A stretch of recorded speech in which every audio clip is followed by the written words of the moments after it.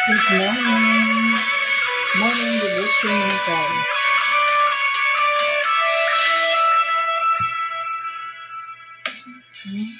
Nang hanggang katapatan sa buhay ko, lagi mong laan. Narito dahil sa biyaya mo, habang buhay nagpupuri sa'yo.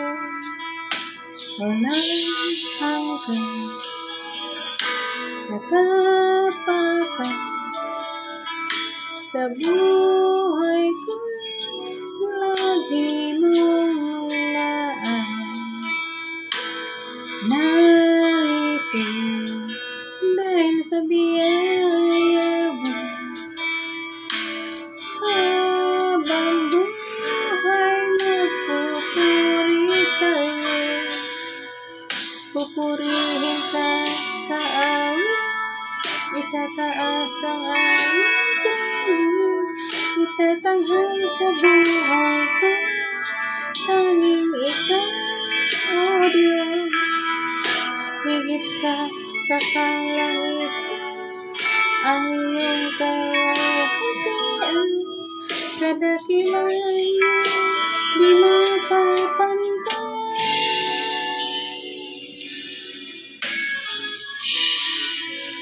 Walang hanggang katapatan sa buhay ko, lagi mong laan.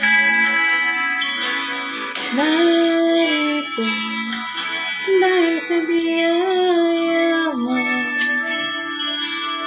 habang buhay magpupuri sa'yo. Pupurihin ka sa amin, itataas ang aking tuloy, itatanghal sa buhay ko, tanging ka, O Diyos. Higit pa sa kalangitan, ang iyong kaluwalhatian, kadakilaan mo di mapapantay.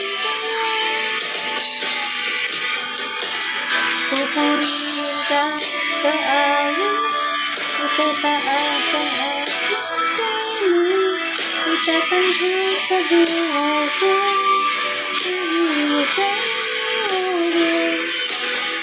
Higit pa sa kalangitan, ang iyong kaluwalhatian, kadakilaan mo di mapapantay.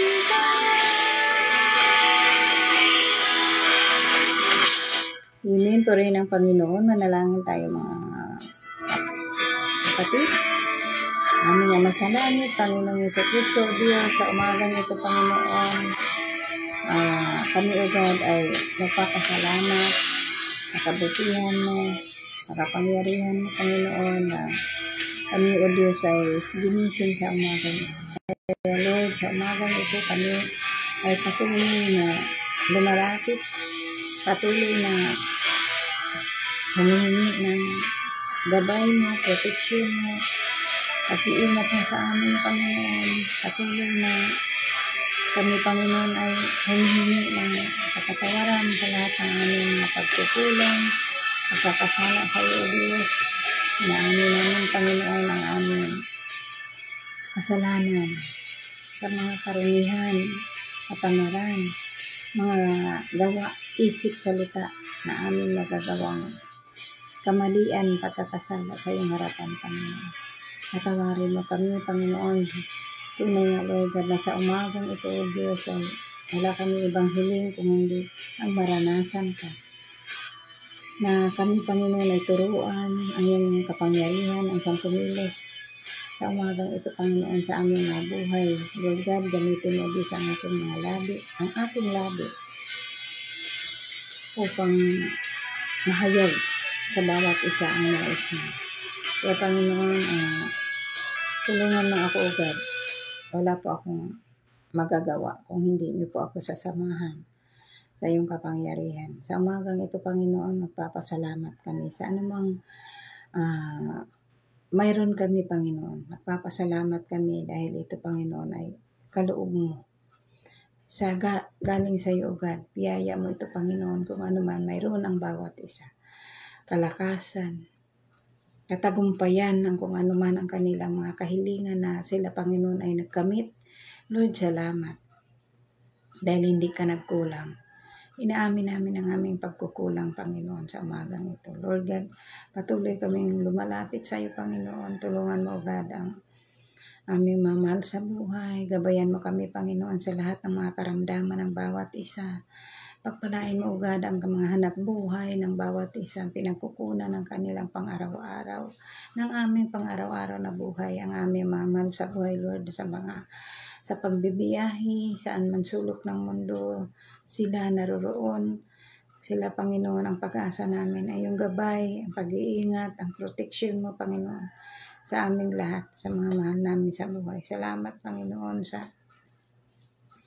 lakas na mayroon kami. Salamat, Panginoon, sa panahon na mayroon kami. Salamat, Panginoon, sa umagang ito. Sa iyo ang mataas na papuri at pasalamat sa pangalan ng Panginoong Hesus. Amen. So magandang umaga, mga kapatid. Ang labo ng ating ano. So sa umagang ito ay mga kapatid, it's 4:30. Gising ako ay 3:45. So talagang nandun pa yung antok. Ito yung panahon ng kasarapan ng tulog. Pero hindi natin yan hindi tayo magising. Basta ang oras ko sana yung aking katawan na tumatayo para sa pagdidebosyon. Dahil ito yung ating katungkulan bilang mga anak ng Diyos, mga kapatid, no? Kaya sa umagang ito ay tayo ay, mga kapatid, makarinig ng mensahe ng Panginoon. Sabi nga dito, mga kapatid, ang mensahe ng Panginoon, no? Sabi, sa paghatol. Ano nga ba yun, mga kapatid? Dito tayo talakayin natin itong paghatol sa kapwa. Ito hindi ito galing sa akin. So kung mayroon kayong mga Biblia, mayroon kayong mga ako ay isang hamak na manggagawa lamang. Hamak na mababa niyang magtuturo, mga kapatid. Kaya purihin ang Panginoon. Kayo makipagbuklatan sa akin sa Mateo 7. Hindi ko pala nailagay doon, mga kapatid. Mateo 7, 1 hanggang 6. At sa mga sumusunod, dagdagan na lang natin mamaya, mga kapatid, no? Sabi nga dito, no? Huwag kayong humatol ng kayo'y di hatulan. Sapagkat hahatulan kayo ng Diyos ayon sa paghatol ninyo sa iba. Ang purihin ng Panginoon, mga kapatid, di ba? Sabi sa Mateo 7:1, huwag kayong humatol ng kayo'y di hatulan. Sapagkat hahatulan kayo ng Diyos ayon sa paghatol ninyo sa iba. So, di ba, mga kapatid? At susukatin kayo ayon sa panukat na ginagamit ninyo sa iba. So, mga kapatid, di ba? Di maiwasan sa atin. Lalo na sa ating paningin. Amen. Na mayroon tayong mga nakikita sa iba. Alam niyo, mga kapatid, ang salita ng Panginoon, ito ay pagbubukas din sa ating mga isip, no? Na karapat-dapat ito ay ating sundin, gawa ng ito ay salita ng Panginoon. Ito ay turo sa atin ng Panginoon. Hindi ko ito galing sa akin, mga kapatid, kung hindi binabasa natin ito sa Biblia. Magamat naririnig nyo sa akin, salamat sa Panginoon sa kapangyarihan ng boses. Pero hindi sa atin ang tinuturo, sa Diyos ito. Ako'y isang instrumento lang, mababang instrumento, na maipahabatid sa bawat isa ang turo ng Panginoon. Individual ang kaligtasan. Huwag kayo makatuon sa tao, sa nagtuturo, o pansarili nating pagsusumikap para sundin ang salita ng Panginoon. Dahil ako isang makasalanan din. Inaamin ko naman mga kapatid. Dahil sumusuway din minsan. Di ba? Kagaya nitong kasi nga nandito tayo sa social media mga kapatid. Isa pa lang doon yung panamit. Di ba? Di ba lang doon mga kapatid yung mga masasalitang masasama ay hindi natin yun maaari pero nandoon sa mga pagsasayaw, inaamin ko yun, nandoon sa magkakamali ako doon, no? Sasayaw, masarap kong may pag-amin. Tayo magpakunyari na tayo mga kapatid ay porket, di ba? Ako ay isang mababa niyang manggagawa pero nais kong ibahagi ang salita ng Panginoon. Pero individual ang kaligtasan, mga kapatid. Gayakin natin, sundin natin ito dahil ito ang utos ng Panginoon. No?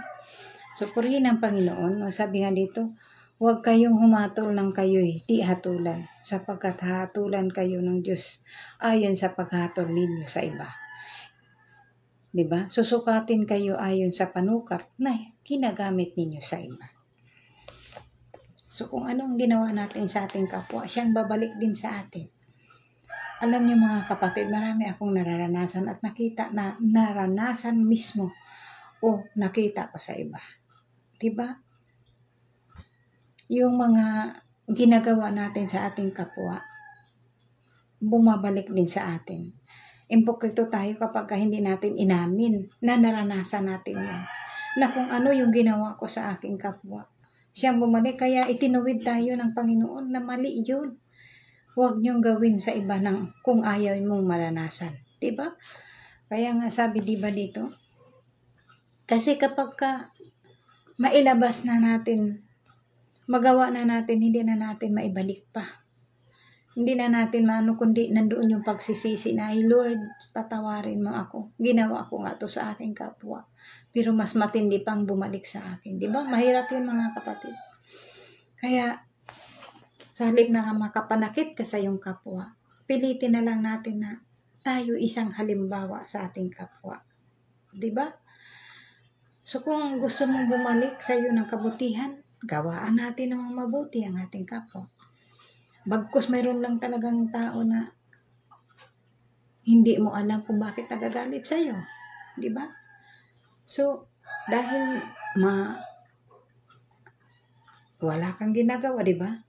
Hindi mo alam kung anong ginagawa sa kanila, panatag kalooban mo. Kasi alam mo kasi mga kapatid, ang isang tao, magtataka ka kung bakit galit na galit sa'yo. Kasi, isa doon mga kapatid yung inggit, no? Nagagawaan ka na lang ng hindi maganda. Kasi, hindi ka naman dapat kainggitan.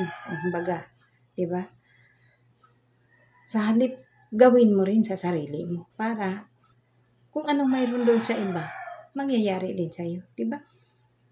Kasi mayroong taong kapag inggit ang pinapairal natin sa ating sarili, kung ginagawaan natin ng masama yung tao, nakikita mo, sinisiraan mo, or galit ka na hindi mo maintindihan, bakit ka nagagalit doon? No? So, alisin natin mga kapatid sa ating kaisipan ng mapanira tayo. Dahil, yung taong yun, wala namang ginagawa sa'yo. Gumawa ka. Kung anong nakikita mo na, bakit ganun, gawin mo sa sarili mo para hindi ka maiinis. Di ba? Ba't ka naiinis? Wala ka namang ginagawa. Ito kayo ganito kayo, ganun ang nakikita mo, lang nga mabaguhin mo ang sarili mo para sa iba. Kung alam mo, ito yung ikakabuti, no? So, gawin mo, kapatid.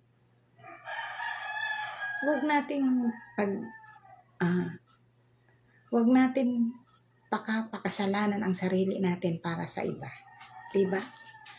So, sabi no,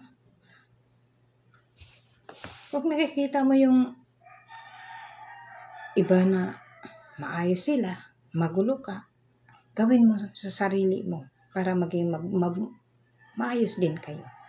No? Hindi dahil nakikita tayo ng Diyos bawat hakbang na ginagalaw natin. No? So, ikaw naman, panatag ka, kaya wala kang ginagawang maano sa kanila. Di ba? Kaya kung gusto mong mapayapa ang buhay ko, huwag pakialaman ng iba. Pakialaman mo muna. Ayusin mo sarili mo bago iba. Kasi once na gumagawa ka ng kasamaan sa iba, ang Diyos gumagawa ka naman ng kabutihan sa iyo. Sino yung sinisiraan mo? Sino yung na iniinisan mo? Alisin mo yan sa yung mga kapatid. Magkasala lang tayo. Kaya nga sabi ito, huwag kayong maghatulan. Diba? Nang hindi kayo hahatulan. Sabi nga dito, diba? Bakit mo pinapansin?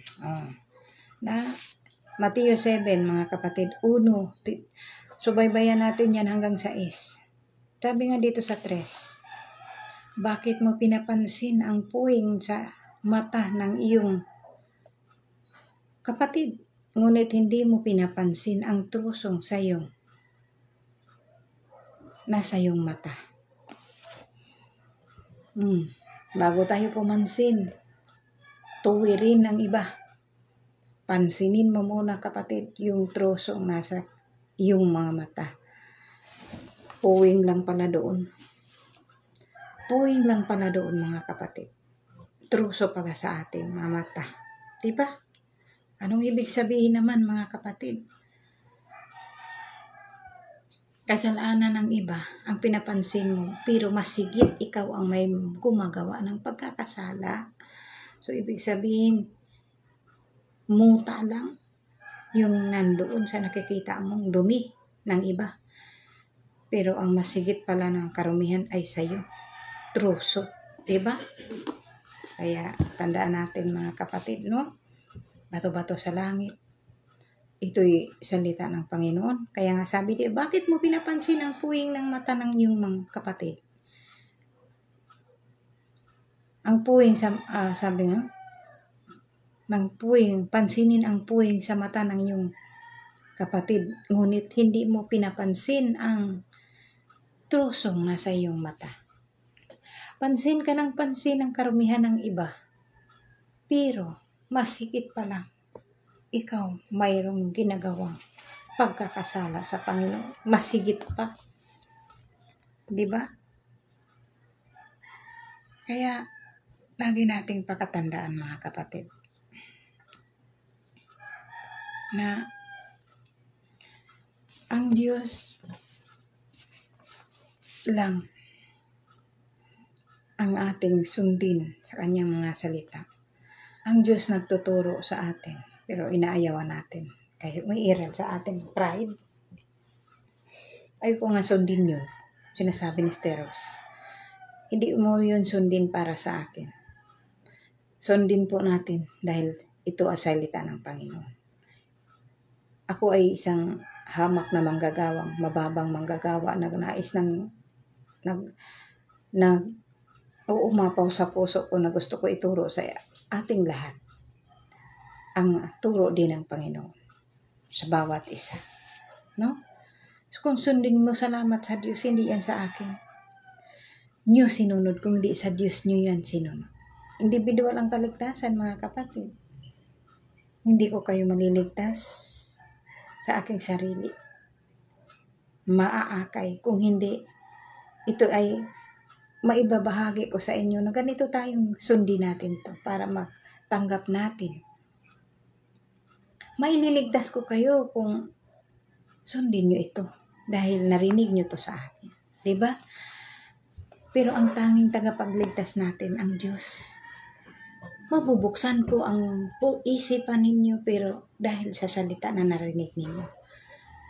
Pero kung nabagabag ang iyong kalooban dahil ako lang naririnig ninyo, mga kapatid, sa salita ng Diyos sinunod nyo. Dahil ang sinasabi ko dito, hindi sa akin. Sa Diyos ito. Kaya lagi kong pinagsisiksikan na tayo individual ang kaligtasan. Huwag tayong kampante, mga kapatid. Ang ating buhay ay hindi habang buhay dito sa mundo. Hindi natin alam kung kailan.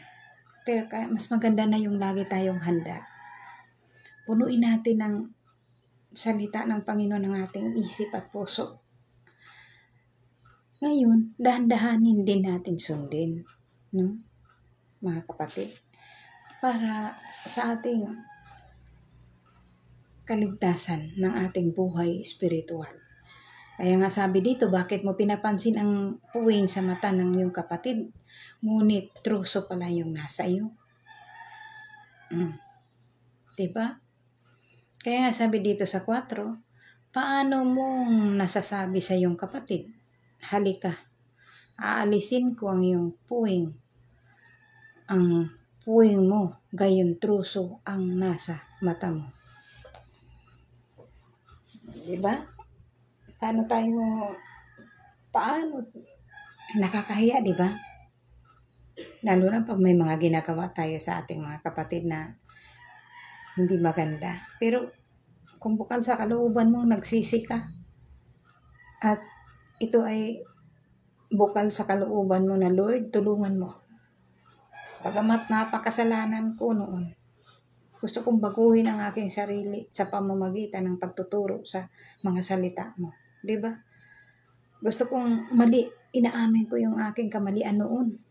Kapatid, mali yung aking panguugali, nasisita, pinatira ko sa aking buhay. Diba?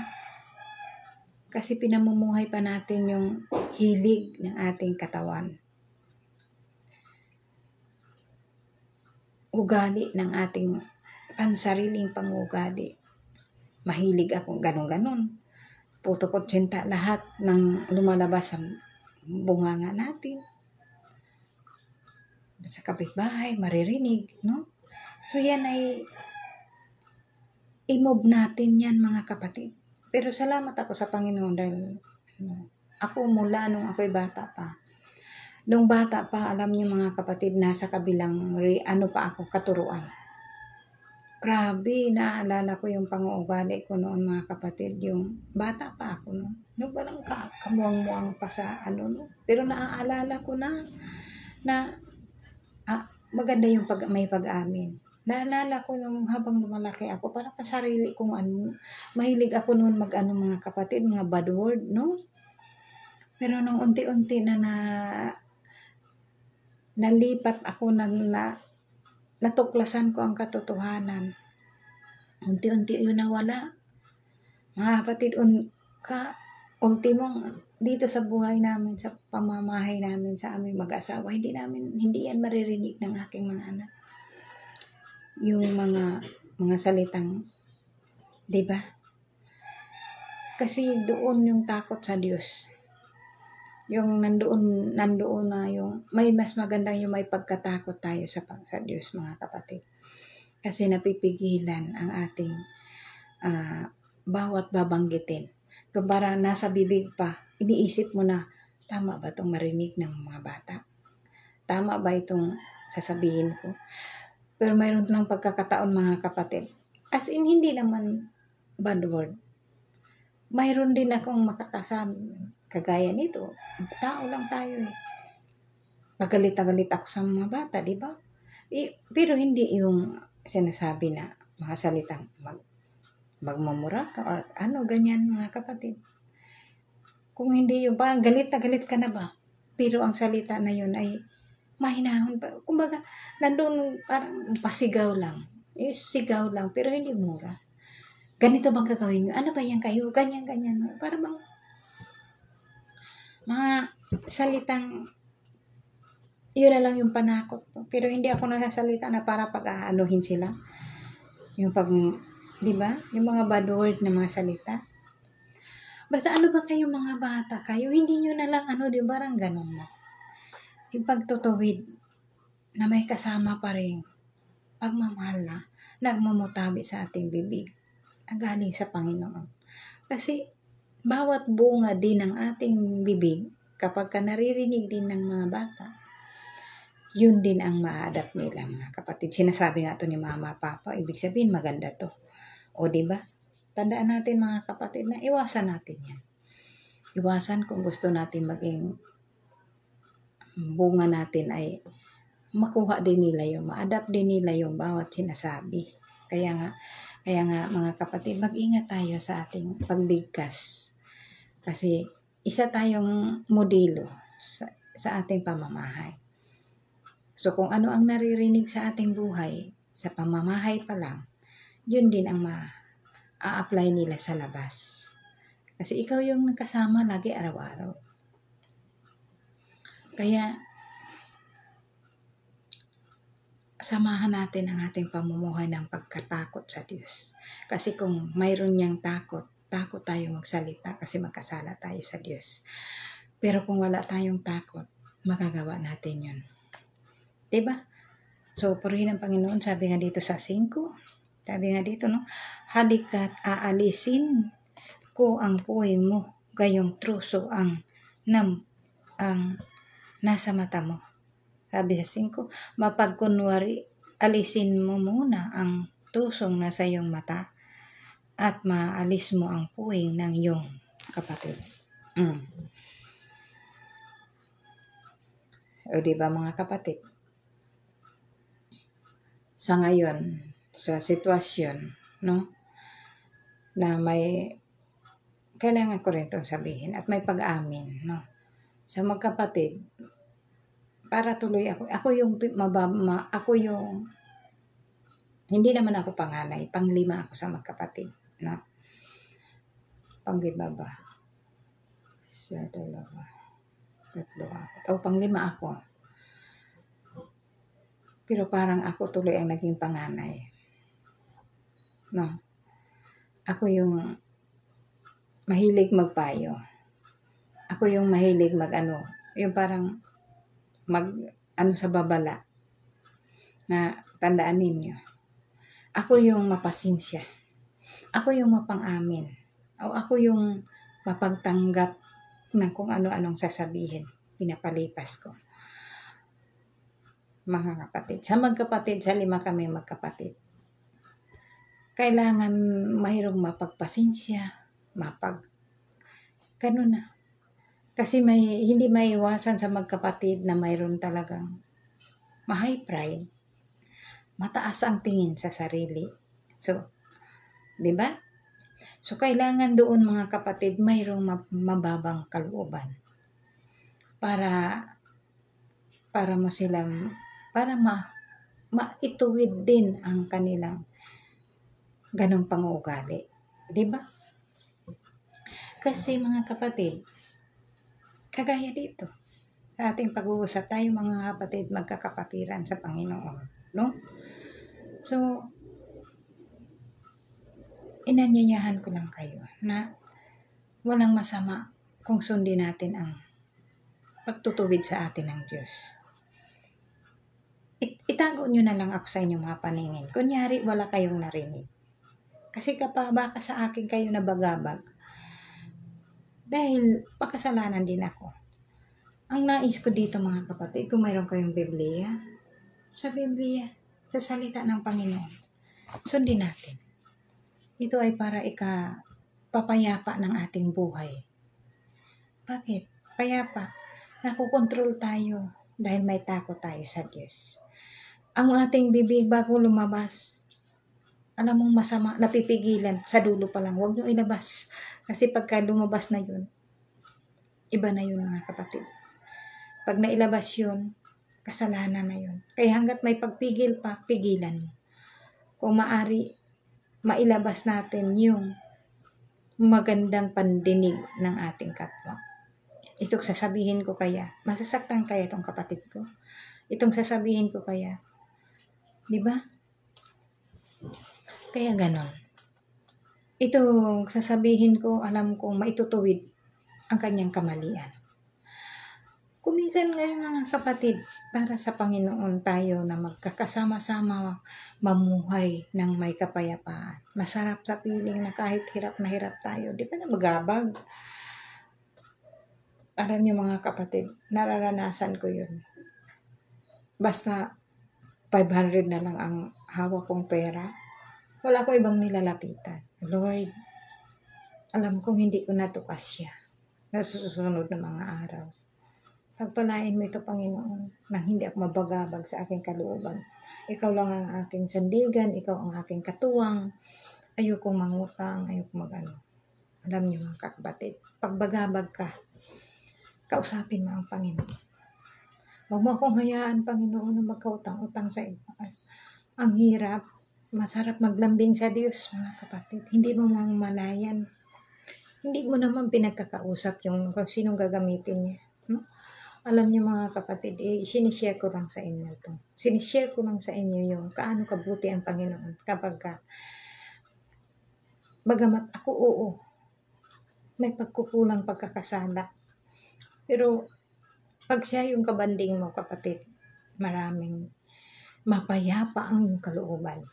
Alam niyo ba nung pagbagabag na yung aking kalooban para Lord, para hindi ako bagabag. Kasi alam mo, sa ating buhay, no, kapag financial na ang pag-uusapan, balisa na tayo, no, lalo na kung mayroon tayong mga estudyante, mayroon tayong Lord, ito na lang ang hawak ko. Paano na? Alam natin yun eh. Alam natin kung hanggang paano ito pagkasyahin. Itong araw na ito, Panginoon, wala na akong ganyan-ganyan. Alam niyo, gumagawa ng paraan ng Panginoon, ang Diyos. Gumagawa ng paraan. Hindi ko yan pinagkakalabit kung sino na. Wala akong ibang nalalapitan, mga kapatid, sa aking mga kakulangan, kung hindi ang Diyos. Alam niyo ang Diyos. Hipuin yung anak ko, magbibigay 3,000. Hipuin yung isa, nagbibigay ng ang aking asawa. Pag bumiyahe, hindi mo sukat akalain, nakakuha ng 1+ sa itong araw na ito. O di ba na-solve ang problema? Lord, thank you. Salamat, napakabuti mo. Kabanding mo ang Diyos, mga kapatid. Huwag kang umasa na mag-iisip ka ng, sa kaya ako mangutang nito? Wala na kaya ako. Lumapit ka sa Panginoon. Sincere mo. Naranasan ko yan. Kaya kung maranasan mo rin, mga kapatid. Napakabuti ng Diyos. Kaya iisipin mo palang, Panginoon, wala akong hawak ngayon. 5,000 ang upa namin sa bahay. Lord, wala akong hawak. Malapit na yung bayaran. Panginoon, survive mo, supply mo lahat yun kasi wala akong hawak ngayon. Ganun. Alam naman na din ang Diyos, diba? Alam niyo mga kapatid, bago pa man yung bayaran, yung gagamitin naman niya yung anak ko, diba? Para siguro, hindi nila, kinakalabit din pala sila ng Diyos, balisa ako. Pambayad mo sa bahay. Diba? Thank you, Lord. Kahit hindi mo kalabitin ng mga anak mo, ang Diyos nagbibigay ng kaisipan. O diba? Kaya, mga kapatid, napakabuti mo. Yun lang yung sinasabi ko sa inyo, karanasan na ma-share ko sa inyo na talaga kung ang Diyos ang magiging gawin nating kabanding, hindi tayo papabaya. Kaya mga kapatid, hindi man ako sa bahay, hindi ko hinala na mayroong party sa oras, panahon. Pinili ko ang madaling araw para tahimik, na magnilay-nilay ako para sa Panginoon. Pinili ko ang madaling araw na hindi ko binigyan ng kapaguran na tumayo ako para magdebosyon, kausapin siya. Kahit wala ako sa online, 3:00 ginigising ako. Anong oras ginigising ako? Makipagkwentuhan ako sa Panginoon.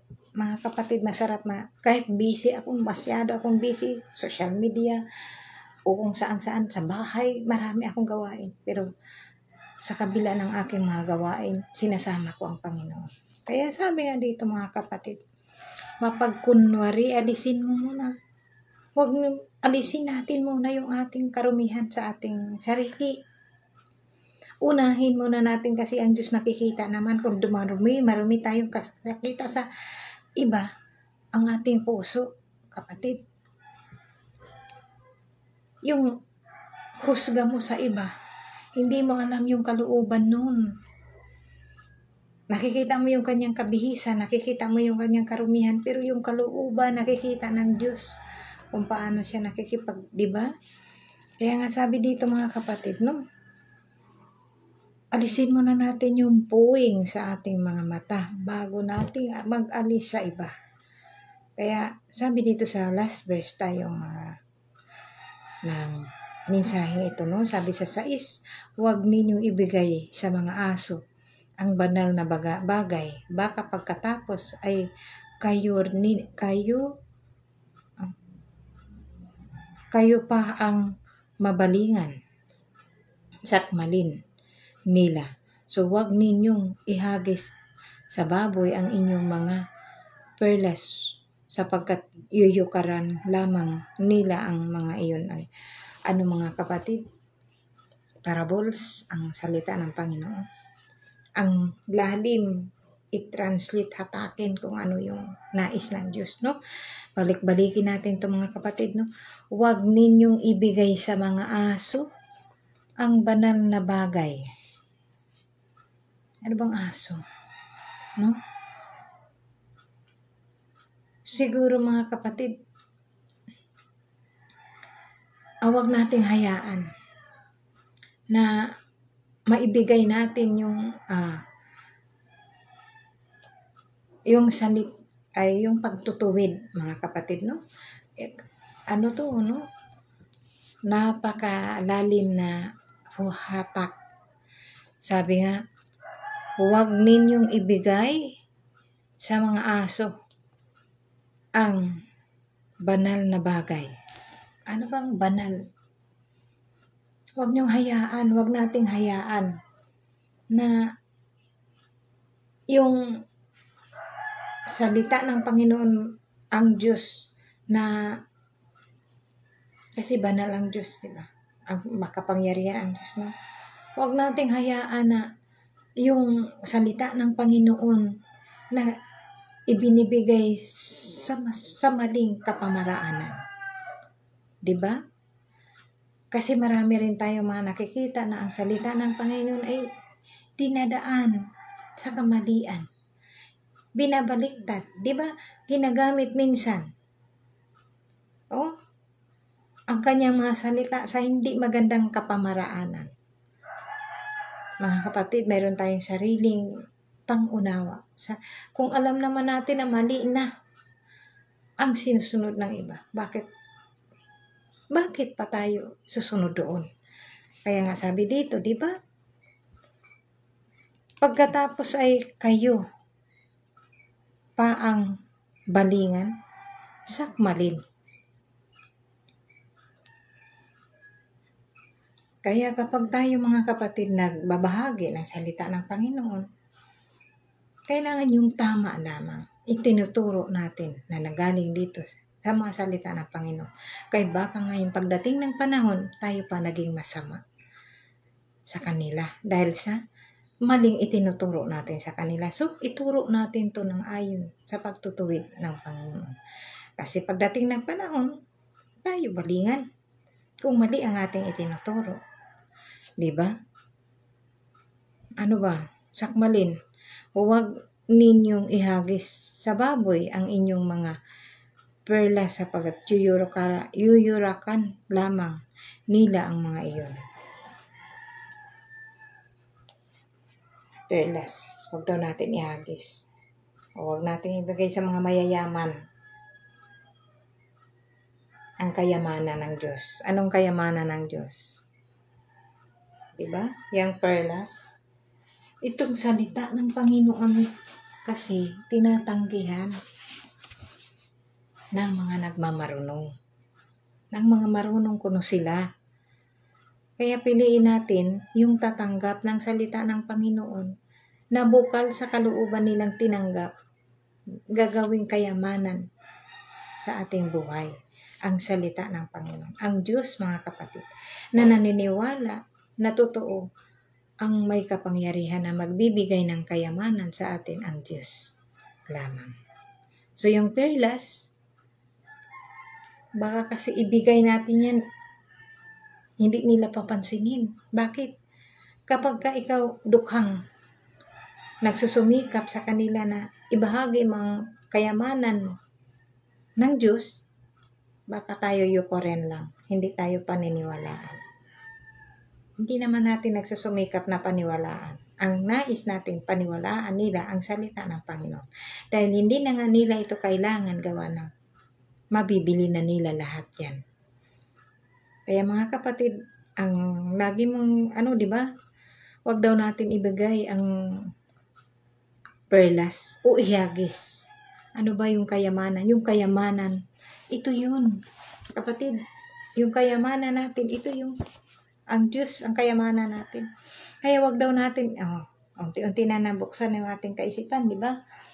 Sabi nga dito mga kapatid, huwag ninyong ibigay sa mga aso ang banal na bagay. Baka pagkatapos na kayo pa ay pagbalingan at sakmalin nila.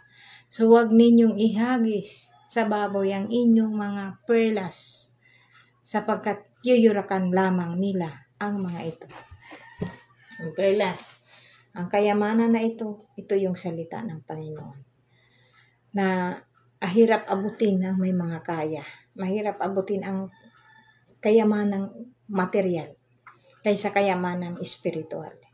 Dahil hindi nila tayo papaniniwalaan.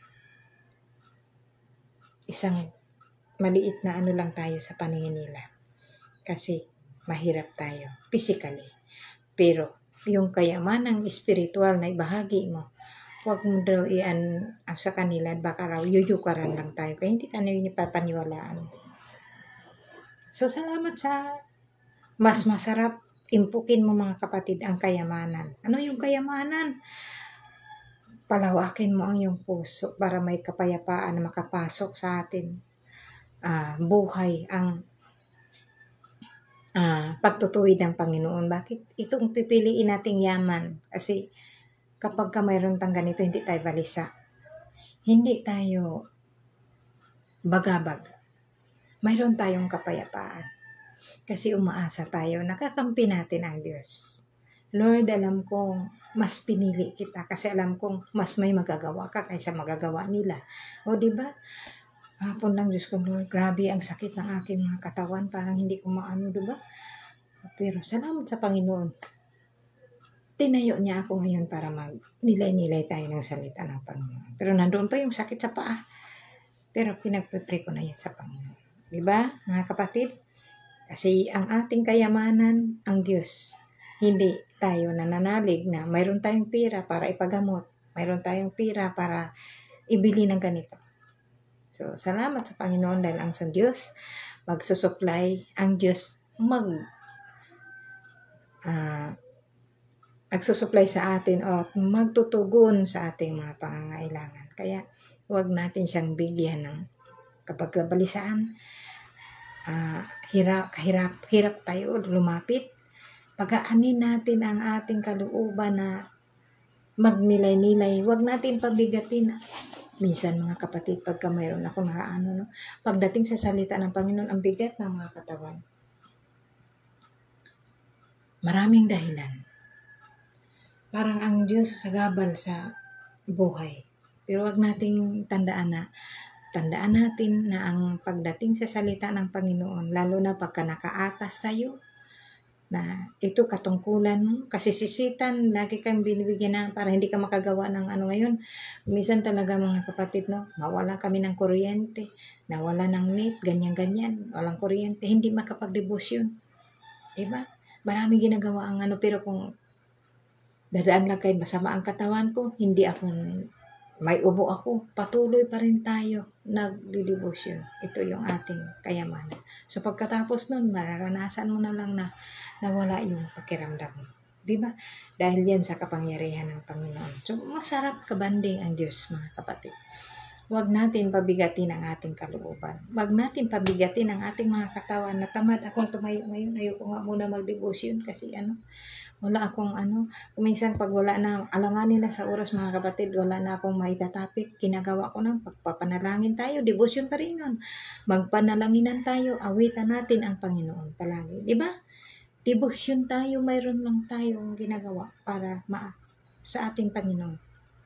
Bigyan natin ng parte ng oras, time ang Panginoon sa ating mga buhay. Sa kabila ng ating mga kabisihan, huwag nating kaligtaan ang oras na maibigay natin sa Panginoon. Salamat sa bawat isa mga kapatid. Tandaan natin ang pamagat ng ating paghatol sa kapwa. Huwag tayong maghatulan nang hindi tayo balikan. Salamat sa Panginoon. Tayo manalangin sa ating pagtatapos sa aming Ama sa Langit. Panginoong Hesukristo Diyos, salamat Panginoon sa mga salita mo sa umagang ito, Panginoon. Lord, tunay nga Lord God na humingi ako ng pagliliwanag, na maliwanagan ang bawat nakakarinig na yung mga salita, Panginoon. At iparanas niyo po rin sa kanila kung paano ang kapayapa, paano ang mawala ng kabalisaan sa buhay. Ikaw ang Diyos na makapangyarihan, Lord God, na tanging pag-asa namin, na ikaw lang ang aming sandigan, ikaw ang may kapangyarihan, ikaw lang ang nakakagawa ng lahat ng ito, Panginoon. Kaya walang imposible sa iyo, Panginoon, sa lahat ng pasanin ng bawat isa inilalapit ko, Lord God, na ikaw lang ang nakakaalam kung paano masolusyonan ang kanilang mga problema. Di ko man sila kita, pero Panginoon, dinadalangin ko na tulungan mo ang bawat isa. Tulungan mo sila, Panginoon. Tulungan mo kami, ingatan mo kami sa lahat ng aming mapasanin, mga pangarap ng mga aming mga anak, gabayan mo, God, at ingatan mo kami sa lahat ng aming mga lakbayin sa mundong ito. Panginoon, dinadalangin ko ang kaguluhan ng bansa. Nabigyan mo ito, Panginoon, ng kapayapaan, kaayusan. Idinadalangin ko, Panginoon, ang aming Pangulo na magkaroon agad siya ng plano na mas lutas ang problema ng bansa, na magkaroon kami ng kapayapaan, magkaroon kami ng ginhawa na mga nararamdaman ng bawat kahirapan ng mundo na ito, Panginoon. Tulungan mo ito, Panginoon, ang aming Pangulo mula sa kanyang mga mahal sa buhay hanggang sa pinakamababa niyang kabinete, O God. Lord, magbigay ka sa kanila ng kaayusan, sumintro rin sa kanila, Panginoon, ng pagmamahala na nagmumula sa iyo, Panginoon. Lord God, ikaw ang Diyos na makapangyarihan na magbigay ng kaunawaan sa bawat isa. Dinadalangin ko rin, Panginoon, ang dati naming Pangulo na si Tatay Duterte, Panginoon. Ikaw ang Diyos na makapangyarihan na tinataas namin.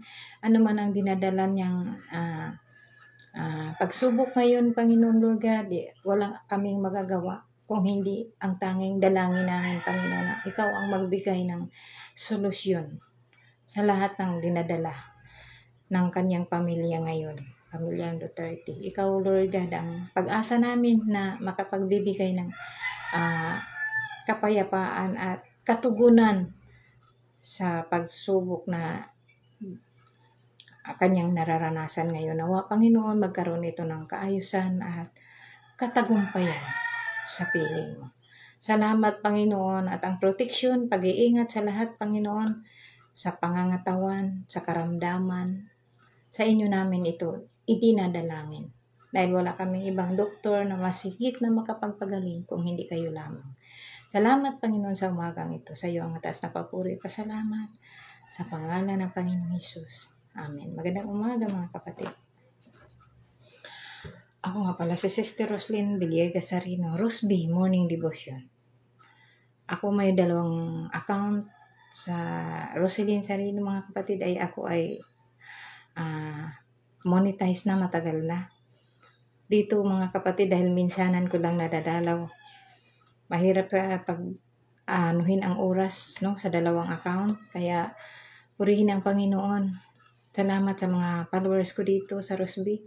Patuloy pa rin akong nawa ay akyatin nyo rin ang pakinggan ang mga salita ng Panginoon. Dahil ito ay para sa ating lahat. Hindi ito sa akin kung hindi sa Diyos ito. Gawain ito ng Panginoon. Na para maibuksan ang ating mapagaan ang ating mga nabibigitang kalooban. So mga kapatid, magkita-kita ulit tayo ng Friday. MWF ang Rosby Morning Devotion. God bless everyone. Magandang araw, magandang buhay. Pagpalain tayo, ingatan ng Panginoon. To God all the glory and praise.